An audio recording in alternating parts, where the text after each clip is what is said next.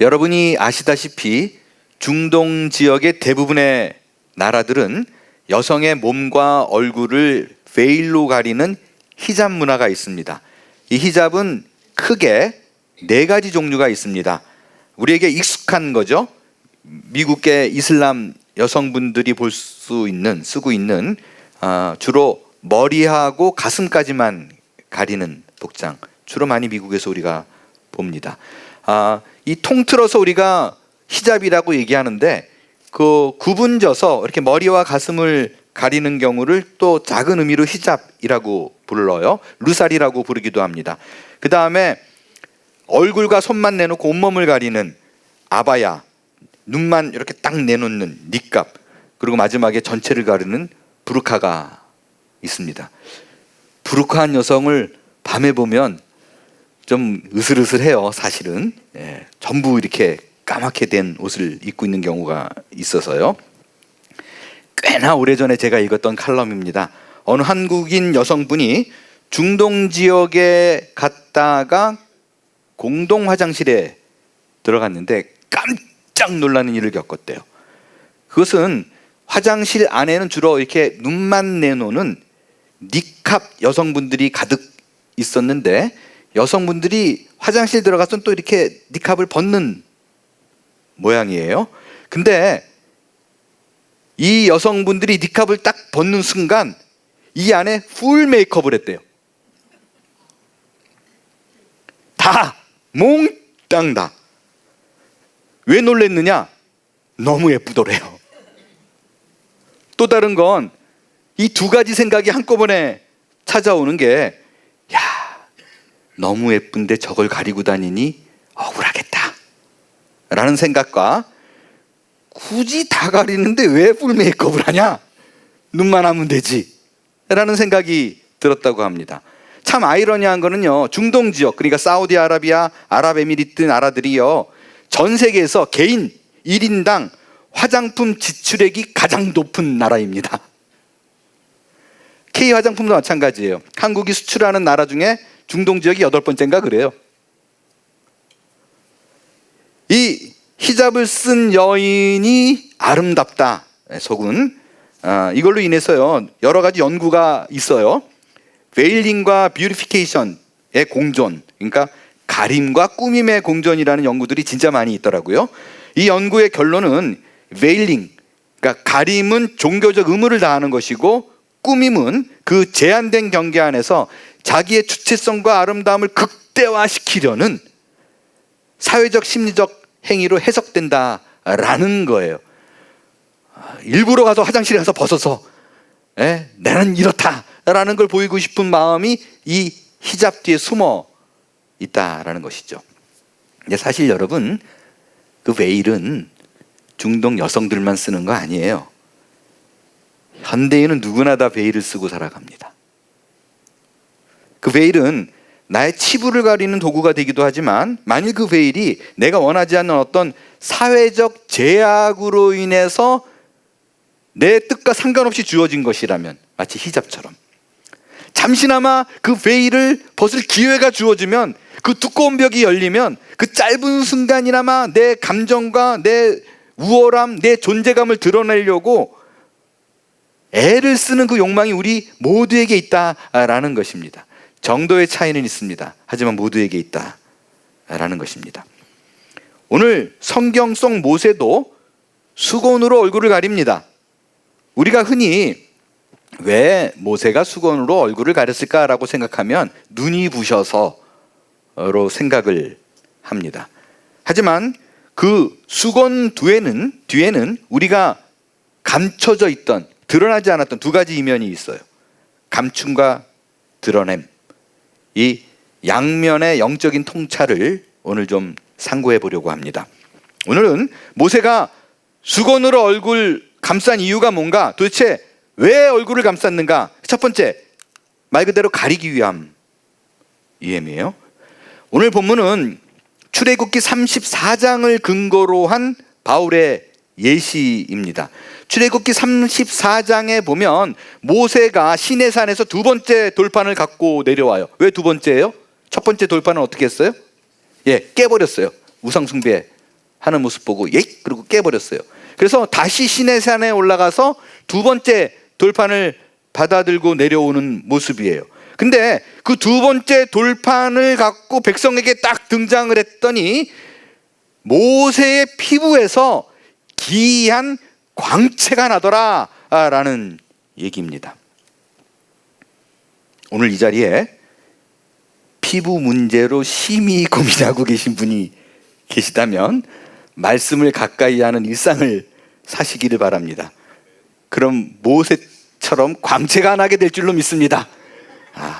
다른 건 아니라도 이 소리는 아멘이 크게 나오는. 아무튼 그 광채로 인해서요, 백성들이 반응을 보여요. 어떻게 반응을 보일까요? 신기해하지 않아요. 두려워합니다. 이 빛이, 그 광채가 백성들에게 공포로 다가온 거예요. 이게 무슨 말일까? 여러분, 모세가 들고 온 건 그 두 돌판은 율법이에요. 율법은 그의 역할이 네가 죄인이야 라는 것을 끊임없이 폭로합니다. 감춰져 있는 것을 드러냅니다. 율법을 보면 내가 죄인이라는 것을 소시라치게 깨닫게 돼요. 그러니까 모세로부터 흘러나온 이 빛으로 인해서 숨겨진 죄악이 드러나니까 당황하는 거예요. 여러분, 그 국회의원들이 가장 두려워하는 말이 있대요. 그건 나는 네가 지난 여름에 한 일을 알고 있다, 이 말이래요. 누군가 국회의원에게 이 문자를 보내면 그걸 받은 국회의원은 너무나 당황해서 잠을 못 잤는데요. 사실 이 나는 네가 한 여름에 한 일을 알고 있다라는 건 영화 제목이거든요. 1997년에 나온 아주 공포스러운 영화의 제목으로 하나 뽑혔다고 합니다. 믿거나 말거나. 근데 여러분, 이게 국회의원만 그러겠어요? 여러분은 어떠세요? 여기 앉아 계신 분들이 어느 날 갑자기 무슨 현상이 발생해서 내가 지난주에 가졌던 생각, 누구를 만났을 때 그 사람을 판단했던 거, 또 내가 남모르게 행했던 것이 갑자기 여기 글자로 이렇게 다 떠요. 여기 앉아 있을 사람이 누가 있을까요? 다 도망가지 않을까요? 그게 지금 바로 모세 앞에 놓여진 이스라엘 백성의 상태예요. 그 거룩한 빛으로 인해서 자신의 추악한 모습, 도저히 버틸 수 없는, 지옥으로 갈 수밖에 없는 내 정체가 폭로되니까 두려운 거예요. 그래서 백성이 너무나 무서워하니까 모세가 어떻게 해요? 그 광채를, 그 얼굴을 수건으로 가려버린 겁니다. 그런데 모세가 수건으로 얼굴을 가린 시점이 굉장히 중요합니다. 언제였는가? 출애굽기를 잘 보면 말하기를 마친 후에 가려요. 그러니까 율법을 다 전한 후에 가려요. 왜 말하기를 다 끝낸 다음에 율법을 전한 후에 가렸을까? 이거를 출애굽기만 보면 잘 해석이 안 돼요. 오늘 본문 고린도후서와 쫙 연결시켜서 고린도후서를 투과해서 보면 이게 드러납니다. 왜 바울이 이 부분에 대해서 모세가 수건을 얼굴로 가린 이유가 뭐라고 얘기했는가? 뜻밖의 영광이 사라져가는 모습을, 이 빛이 슬그머니 없어지는 것을 감추기 위해서래요. 모세에게 나타나는 그 영광은 없어지는 영광이에요. 일시적인 영광이에요. 완성된 영광도 아닙니다. 장차 더 큰 영광인 예수 그리스도가 이런 모습으로 오게 될 것을 보여주는 그림자의 영광이에요. 그러니까 모세가 이 율법을 전한 후에 이걸 원한 거예요. 이 영광은 없어질 걸 알아요. 모세는 알아요. 근데 백성들에겐 그 모습을 보여주고 싶지 않아요. 그래서 그 압도적인 위엄의 율법의 모습을 그들에게 보여주고 난 후에 없어지기 전에, 사라지기 전에 가려버린 거예요. 왜냐하면 생각해 보세요. 지금 모세가 율법을 가지고 온 게 백성들이 말씀대로 잘 살다가 하나님, 내가 하나님께 은혜를 받고 나니까 좀 어떻게 살아야 되는데 알려주세요 해서 갖고 온 게 아니잖아요. 두 번째 갖고 올 적에 죄악을 폭로하고 그들을 우상을 섬기는 모습을 깨부순 후에 갖고 온 거예요. 그때 어떤 모습을 들고 이 돌판을 갖고 왔느냐? 우레와 번개와 나팔 소리와 모세의 광채, 이런 초월적인 압도적인 위엄의 모습으로 율법을 들이밉니다. 그래서 이들이 놀래서 율법의 권위 앞에 무릎을 꿇은 거예요. 왜? 안 지키면 죽을 수도 있겠구나. 그래서 꿇은 거예요. 근데 문제가 있어요. 율법은 없어져요. 그 영광은 사라져요. 그래서 모세가 만약에 수건을 안 두르면 어떤 일이 벌어져요? 날마다 볼 때마다 모세의 얼굴이, 그 영광이 점점 사라지더니 나중에 없어질 거예요. 율법의 영광이 없어졌어요. 그럼 백성들이 어떻게 반응할까요? 이제 안 무서워합니다. 율법의 권위와 능력이 사라진 걸로 생각해요. 그럼 율법 버릴 거예요. 그들은 율법을 버린 후에는 뻔해요. 하나님의 말씀, 그 권위에 순종하는 것이 아니라 다시 한번 우레, 번개, 나팔소리 같은 초월적인 현상이 동원된 말씀만이 하나님의 말씀으로 인정할 거예요. 그게 자리 잡을 거예요. 그래서 모세가 수건으로 얼굴을 가린 거예요. 이 아이러니한 게, 그들이 너무 무서워하니까 괜찮아 하고 두려움을 없애주기 위해서 가린 게 아니에요. 오히려 반대로 그들이 두려워하지 않을까 봐, 율법을 두려워하지 않는 일이 벌어질까 봐 수건으로 가린 거예요. 여러분, 그렇습니다. 우리가 신앙생활을 한다 그러는데 제멋대로 하거나 어떤 기적적인 것만 추구하면 안 돼요. 말씀이 중심이 되지 않으면 영락 없습니다. 우리는 자꾸 신비로운 거를 쫓아서 추구해요. 누가 무슨 말을 할까? 어떤 일이 나면 기적이 날까? 어쩔 수가 없는 게 우리 인간의 모습이에요. 그래서 저는 지금 이 얘기를 드리는 게, 여러분, 그래서 초월적인 걸 사모하지 마십시오. 기적 같은 거 좋아하지 마세요. 이런 얘기는 꼭 아니에요. 생각해 보세요. 기적 구하지 마라고 말하는 사람들은 어떻게 보면 정말 일상이 편해서 그래요. 몸이 아파서 죽을 것 같아요. 병고에 시달려요. 왜 고쳐달라고 몸부림치면서 기도를 안 하겠어요? 재정적으로 어려워요. 당장 내일 월세가 없어요. 그럼 하나님, 하늘문을 열고서라도 좀 보석을 쏟아부어 주세요. 이거 기도 안 하겠어요? 해야죠. 여러분, 기적 구하세요. 간절한 마음으로 간구하세요. 어쩌면 하나님께서 바로 그 간절함으로 우리를 이끄시기 위해서 그런 상황을 허락하신 것일 수도 있습니다. 그러나 여러분이 알아야 될 것이 있어요. 그 초월적인 기적의 현상들이 결국 우리의 궁극적인 궁핍함, 공허, 갈증 해결하지 못한다는 거예요. 아무리 물질적인 것이 채워지더라도 그것은 텅 빈 채로 있어요. 오로지 말씀으로 채워야 우리의 마음의 공허가 사라지게 될 거예요. 말씀만이 우리에게 답을 주고 그 공허와 결핍을 해결할 수 있다는 것입니다. 그래서 모세가 이렇게 두려워하는 그 현상을 동원해서라도 말씀 앞에 붙잡아 두려는 거예요. 그래서 광채로 빛나는 얼굴을 수건으로 가린 거예요. 광채로 인식할 수 있게 계속해서. 돌에 새겨진 율법에는 한계가 있습니다. 아무리 가려도요, 그게 사람이 익숙해지면 또 자동적으로 율법을 안 지켜요. 자기 원하는 대로 삽니다. 광채가 한 번 충격받았지 그 뒤로는 안 보이면 그게 계속 가지 않아요. 자기 뜻대로 살지. 이게 구약시대의 한계예요. 그래서 바울이 그거를 재해석합니다. 모세가 얼굴을 가린 사건을 다른 각도로 해석해서 고린도 교인에게 전해요. 그거는 모세가 수건으로 얼굴을 가린 이유는 없어질 것을 가림으로 인해서 영원한 것을 드러내기 위함이다 라고 얘기합니다. 모세가 맡은 그 돌판, 옛 언약은요, 그 돌판에 새긴 율법은 죄를 지적하고 정죄하고 너 죄인이야 라는 걸 알려줘요. 근데 뭐라 그래요? 그 정죄하는 거, 그것도 뭐가 있다? 영광이 있다라고 얘기해요. 여러분, 율법도 중요한 거예요. 가끔 가다가 예수님이 오신 후에 우리는 은혜의 시대를 살기 때문에 율법은 필요 없다라고 주장하는 분들이 있습니다. 말씀을 몰라서 하는 얘기예요. 성경은 율법을 무가치하다라고 얘기하지 않아요. 오히려 영광이 있다라고 얘기한다니까요. 예수님도 이 부분에 대해서 분명히 얘기했어요. 예수님이 온 이유가 내가 너희들에게 은혜를 전하는 것이 율법을 부숴버리기 위해서 온 것이 아니다. 폐하려 오게 한 것이 아니다. 완전하게 하려 함이다라고 얘기해요. 바울 역시 로마서에서 믿음으로 구원받는다는 것을 이유로 율법을 파기할 수 없다라고 얘기해요. 정확히 얘기하잖아요.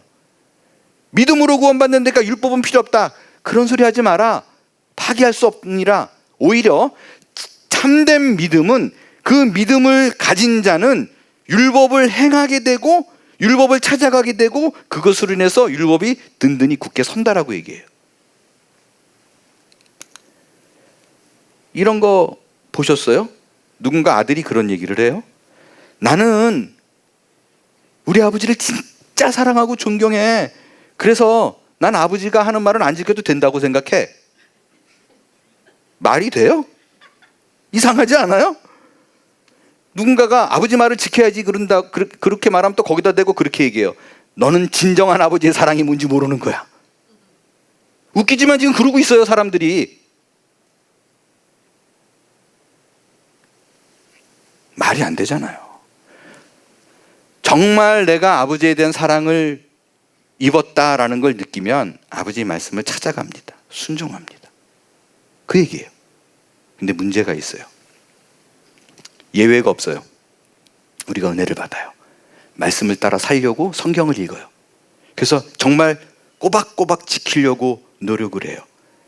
시간이 지나가요. 근데 그 돌판에 새겨진 율법이 어느 순간 내가 이것을 지키려고 노력하고 있는 그 순간 이 율법이 내 숨통을 조입니다.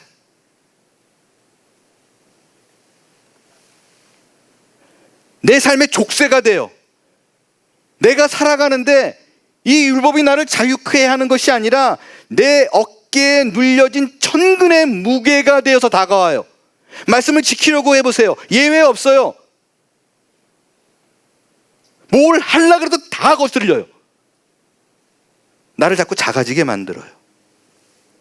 율법은 신자가 살아가는 방향을 가리키는 건데 가이드 역할을 하는 것 뿐인데 이걸 안 지키면 내가 죽는다고 생각해요. 거기서 못 벗어나요. 그게 딱 구약의 이스라엘 백성의 모습이에요. 이 율법에 걸려있는 사람들, 숨통이 조여있는 사람들, 우리 중에 특징을 말할게요. 쉬워요. 비교하기가. 구분하기도 쉬워요. 그 운동선수들 강박증 있는 사람들 꽤나 많아요. 징크스처럼. 여러분이 말하면 알고 있는 유명한 축구 선수들도 그래요. 예를 들어서 경기장에 입장할 적에 잔디에 밟을 때 꼭 오른발을 먼저 밟는다. 그리고 점프하면서 들어간다. 이런 징크스 있어요. 경기 전에는 반드시 닭고기를 먹는다. 이 자유투를 할 적에는 공을 몇 번 튀긴다. 이런 거에 묶여 있어요. 실제 어떤 야구 선수는 몇 시인지 정확히 기억이 안 나는데 3시 17분인가? 시계 보고 있다가 다른 운동하다가도 17분이 되면 배팅 연습을 해요. 그리고 2시간 후 5시 17분이 되면 러닝을 해요. 이거 꼭 지켜요. 그리고 심지어 꼭 운동선수가 아니더라도 어떤 컴페티션에 나간 선수들이 그런 얘기를 해요. 일주일 동안 경기가 진행되는데 첫날 내가 이겼어요. 기분 좋게 내가 오늘 왜 이겼지 들여다봤는데 뜻밖의 속옷으로 집중해요. 오늘 내가 이 속옷을 입어서 이겼다라고 생각해요. 그러면 일주일 동안 속옷 안 바꿉니다. 여러분 일주일 동안 계속 입으면 찝찝하잖아요. 그럼 어떻게 하는지 알아요? 샤워하고 새 속옷을 입고 그 위에 그 속옷을 입습니다. 이거 안 하면 죽는다고 생각해요. 율법에 눌려있는 사람들이 영락없이 이래요. 내가 늘 루틴하게 하던 반드시 지켜야 된다고 약속했던 그 일에서 조금만 벗어나거나 못하면 그 다음부터 큰 눌림이 와요. 벌 받을 것 같아요. 그래서 어떻게 해요? 그냥 1, 2, 3 했던 일인데 이걸 건너뛰면 그 다음부터는 막 10, 20 막 가는 거예요. 왜? 보상하려고, 메이크업 하려고. 그렇지 않으면 벌 받을 것처럼 생각해요. 여러분, 이것에 대한 경고가 로마서예요. 로마서에 보면, 자 보세요, 죄가 기회를 타서 계명으로 말미암아 나를 속이고 나를 죽였다라고 얘기해요. 근데 여기서 계명으로 말미암아라고 돼 있어요. 계명이 율법이에요. 이 말미암아라는 게 베이스 캠프 삼아예요. 여러분, 율법은 선한 것입니다. 계명은 하나님께서 우리에게 지켜내신 아름다운 거예요. 거룩한 거예요. 근데 죄가 어떤 짓을 하느냐, 인격으로 묘사되어 있죠. 하나님의 가장 거룩하고 선한 것을 베이스 캠프 삼아서 나를 죽여요. 거기에 꽉 무들려서 내가 헤어나지 못하게 만들어요. 그게 죄가 하는 짓이에요.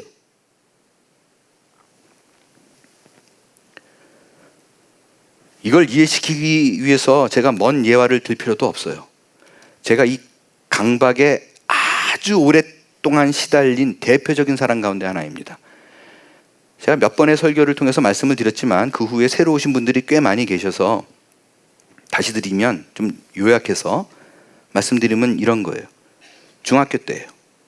중학교 때 제가 예수를 믿었어요. 말씀을 정말 많이 봤어요. 말씀을 읽다가 그냥 우연히 지나쳤는데 어느 날 야고보서 말씀이 눈에 하나 딱 걸리는 거예요. 그 야고보서에 뭐라고 써 있냐면, 사람이 선을 행할 줄 알고도 행치 아니면 죄니라. 정말 그 순간 이게 저한테 팍 꼽혔어요. 아, 내가 착한 일을 해야 되겠구나. 지나치면 안 되겠구나. 이게 바뀌었어요. 이게 여러분 상상할 수 없을 만한 시간을 저를 괴롭혔어요. 이런 거예요. 학교를 마치고 제가 후문으로 나와요. 그리고 저희 집까지 한 40분을 걸어가는데, 정문은 안 그런데 후문은 골목길을 한참 지나가야 돼요. 얼마나 공부를 마치고 피곤해요. 지나가다가 골목길을 툭 봤는데 휴지가 하나 떨어져 있어요. 아, 저거 주울까 말까? 주울까 말까? 이거 주우면 착한 일인데, 너무 힘들다, 집에 가요. 근데 계속 이게 안 떠나요. 사람이 선을 행할 줄 알고도 행치 아니하면 죄니라. 밥을 먹어도 사람이 선을 행할 줄 알고도 행치 아니하면 죄니라. 공부를 하려고 앉았어요. 사람이 선을 행할 줄 알고도 행치 아니하면 죄니라. 이게 너무 괴롭혀요. 계속 들려요. 어떻게 해요? 밤 11시에 일어나요.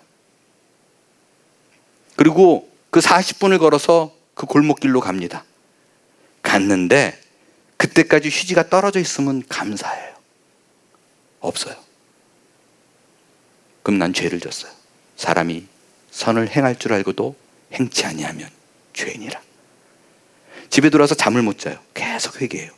새벽 예배 가요. 또 회개해요. 여러분, 제가 그 자리를 한 번 갔겠어요? 제 기억으로는 고등학교 때까지 그랬어요.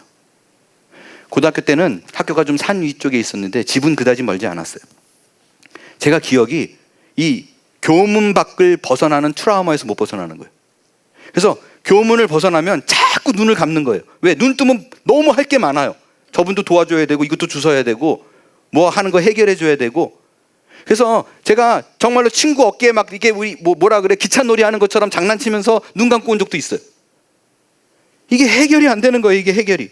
자꾸 나는 죄인이에요. 그게 바로 바울이 말하는 율법이 죽이는 것으로 나한테 오는 거예요. 하나님의 분명한 선한 거예요. 거룩한 거예요. 근데 그게 자꾸 나를 죽여요.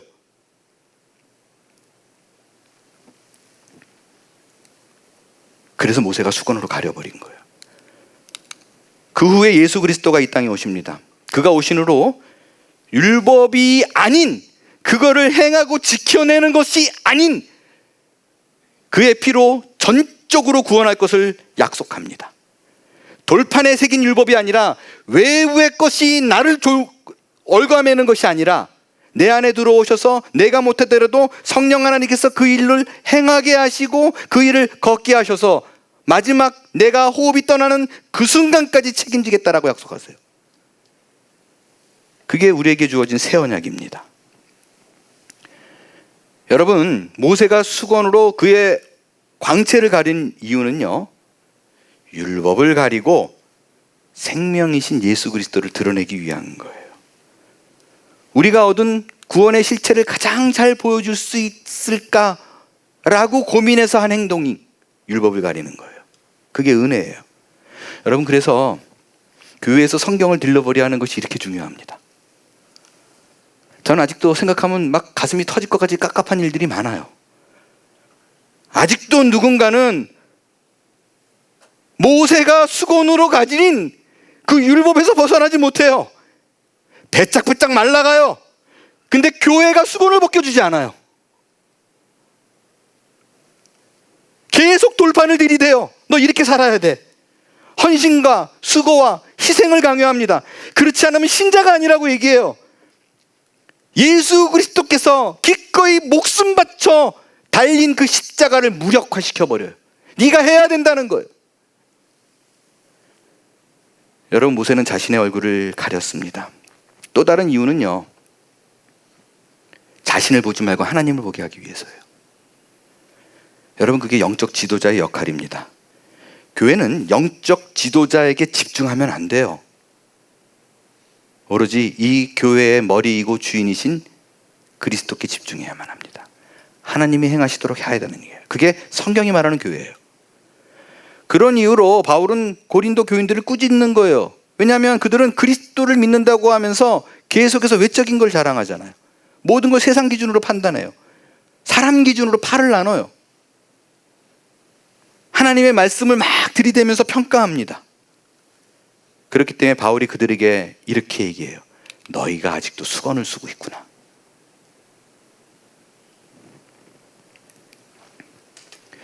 그럼 어떻게 해야 이 수건이 벗겨질까요?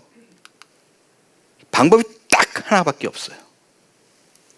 우리 16절 17절 같이 읽을게요. 시작.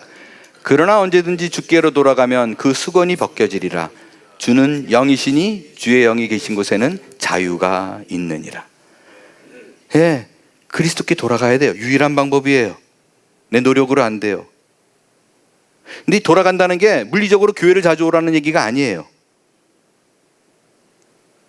예수 그리스도의 그 십자가 사건을 전적인 나를 위한 사건으로 받아들이는 거예요. 예수님의 십자가가 현재 나는 죄가 많아요. 너무 두려워요. 아직도 내가 선하게 의롭게 살 그런 자신도 없어요.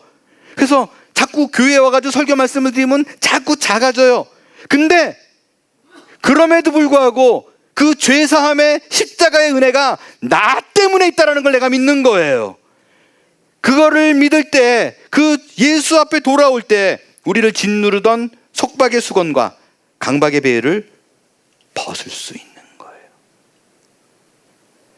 제가 늘 말씀드리는 얘기지만 성경에 의, righteousness가 등장하잖아요. 이 의는 다 예수 그리스도로 바꿔서 읽으면 돼요. 대표적인 것이 로마서 3장 21절이에요. 하나님의 한 의가 나타났는데 그게 예수 그리스도래요. 그 믿음이에요. 그것이 곧 하나님의 의라고 얘기를 합니다. 제가 도대체 이 하나님의 의를 어떻게 좀 잘 설명할 수 있을까 고민하다가 아주 재밌는 거 하나를 발견했어요. 자, 보세요. 여러분, 많은 사람들이 생각하는 의롭다는 게 뭘까요? 어떤 이미지? 자, 누군가를 가리켜서 저 사람 참 의로워 라고 얘기하면 어떻게 느껴져요? 도덕적으로, 윤리적으로 잘 번나가지 않은 사람이에요. 착한 사람이에요. 선한 사람이에요. 남을 잘 돕는 거예요. 경건한 사람이에요. 그래서 많은 신자들이 거의 예외 없어요. 내가 좀 은혜 받았으니까 의롭게 되겠다라고 생각하면 빛으로 살아야겠다로 나가요. 내가 누군가를 도울까? 하나님 말씀을 더 순종하는 삶을 살아야 되겠다. 그래야만 내가 의롭다는 말을 들을 자격이 있다라고 생각해요. 그렇지 않아요? 근데 성경이 말하는 의는 완전히 다른 거예요. 그거 아니에요. 성경에서 말하는 의는 내가 하나님 앞에서 뭔가를 이뤄낸 거를 말하지 않아요. 이렇게 했으니까 하나님 나 의롭죠가 아니라고요. 하나님께서 죄가 많은 나임에도 불구하고 예수 그리스도 때문에 나를 받아들여준 상태, 그게 의예요. 더 어려워졌어요? 조금 더 쉽게 재미있는 예를 하나 말씀드릴게요. 한문, 한자의 의라는 단어예요. 이 단어를 뜯어보면 너무 재밌어요. 이게 righteousness예요. 근데 이걸 잘 보면 두 단어가 합쳐 있어요. 양양, 나아. 양과 내가 합쳐 있는 게 의예요. 이게 한자에서 이렇게 보여주고 있어요. 아, 일부러 기독교 믿음으로 한자를 그렇게 만들었나요? 그건 몰라요. 뭐 제가 그런 얘기를 하고자 하는 게 아니에요. 이 오를 의가 양과 나를 의미하는 아가 합쳐졌다라는 거예요. 그렇다면 여기서 볼 수 있는 게 나의 위치예요. 나는 죄인된 내가 하나님께 가기 위해서는 반드시 뭘 거쳐야 돼요? 양을 거쳐야 돼요. 하나님의 의는 인간을 찾아올 때는 뭘 거쳐야 돼요? 중간에 어떤 관문이 있어요. 양이에요. 여러분, 바로 이게 의예요. 한자가 풀어주는 의예요. 하나님이 인간을 바라볼 때, 또 인간이 하나님을 바라볼 적에 반드시 예수 그리스도를 통과해야 돼요. 그가 중보심을 말하고 있는 거예요. 두 번째로는 덮으심이에요. 성경에서 의를 의미하는 단어가 카파르라는 단어예요. 덮는다라는 뜻이에요. 예전에 모세의 언약궤 안에, 이 궤 안에 3개가 들어있었어요. 만나의 항아리, 아론의 쌍난 지팡이, 그리고 모세의 2 돌판이 이 안에 들어있어요. 돌판에 그 지켜야 될 이걸 시은 좌라 그래요. 은혜의 보좌예요. 요거를 이 율법이 우리를 주장하지 못하도록 시은 자가 꽉 눌러 덮어놔요. 어린 양의 피가 율법으로 마땅히 살아야 되는 나를 완전히 그 허물을 덮어버리는 걸 의미해요. 이 한자로 설명할 부분이 사실 진짜 많아요. 이 아라는 글자를 잘 보면 창이 들어있어요. 이 창은 나를 찌르고 남도 찔러요.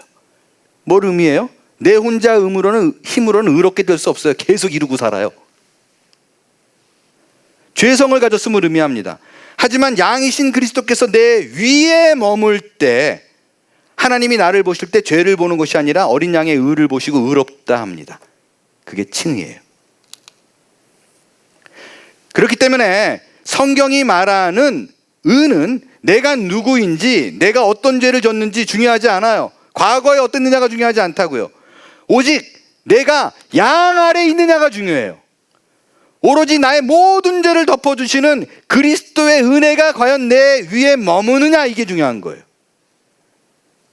그것이 우리를 향한 그리스도의 의요, 우리가 누리는 하나님의 은혜입니다. 여러분, 이 바울이 말한 주의 영광의 이야기로 제가 얘기를 끝낼 건데, 바울이 아주 기가 막힌 얘기를 하나 전하면서 영광에 대한 이야기를 마무리해요. 뭐냐면 거울에 대한 얘기예요. 우리 여기 나오신 분들은 적어도 하루에 한 번은 거울을 볼 거예요. 언제 거울 봐요? 아침에죠. 아침에 세수하고 혹은 샤워한 후에 가장 내추럴한 모습, 소위 말하는 쌩얼, 여성분들이 목숨과도 바꾸어서 지키고 싶어하는 쌩얼, 절대 누구에게도 보여주고 싶어하지 않는 가장 자연인 모습, 그 쌩얼은 부끄러운 걸 상징해요. 그렇기 때문에 화장을 합니다. 베일을 두르는 것이죠. 그런데 바울이요, 신자가 수건을 벗고 쌩얼을, 베일을 벗고 거울을 볼 때 이런 일이 벌어진다고 얘기해요. 자, 여러분 아침에 한번 생각해 보세요. 아침에 딱 일어나서 거울 보면 누가 보여요? 돌아가신 아버지가 보여요? 요즘 제가 깜짝깜짝 놀라요. 우리 아버지가 여기 저희 아버지는 좀 풍채가 있으셨는데, 거울을 보면 누가 보여요? 내가 보여요. 근데 바울은, 신자는 거울을 보면 누가 보인다고 얘기하느냐? 주의 영광이 보이는데요. 가장 자연스러운 모습으로 앞에 섰는데 주의 영광이 나를 통해서 나타나고 예수 그리스도의 형상이 보인다는 것입니다. 그게 신자예요. 그게 예수 그리스도의 은혜로 덮음 받은 우리의 정체성입니다. 여러분, 이게 신자가 가진 특권이에요. 예수 그리스도의 보혈은 우리의 허물을 덮어버려요. 그리고 마치 히잡 쓴 여인처럼 그들의 가림으로 인해서 잘 보이지 않았는데 그 안이 화려하고 아름답듯이 새롭게 태어난 수건뒤의 우리의 얼굴은 아름다운 주의 형상을 닮았더라 라고 얘기합니다. 이것이 바로 우리 안에 계신 주의 영, 성령으로 말미암아 얻게 된 변화예요. 이제 여러분, 내가 갖고 있는 조건 자꾸 보지 마세요. 초라하고 비루합니다. 그래서 누구 앞에 나서기 두렵다고요? 그렇지 않다라는 거예요. 그리스도의 피로 우리는 덮은 인생입니다. 최고의 아름다운 그리스도의 형상이 있는 우리의 모습, 신자입니다. 그래서 이제 작다 생각하고 그럼에도 불구하고 나를 꾸준히 그의 품으로 부르시는 그의 음성에 순종하여 기쁨의 삶, 주의 영광을 드러내는 그 귀한 삶을 모두가 다 살아내는 한 주가 될 수 있게 되길 바랍니다. 일어나 찬양하겠어요.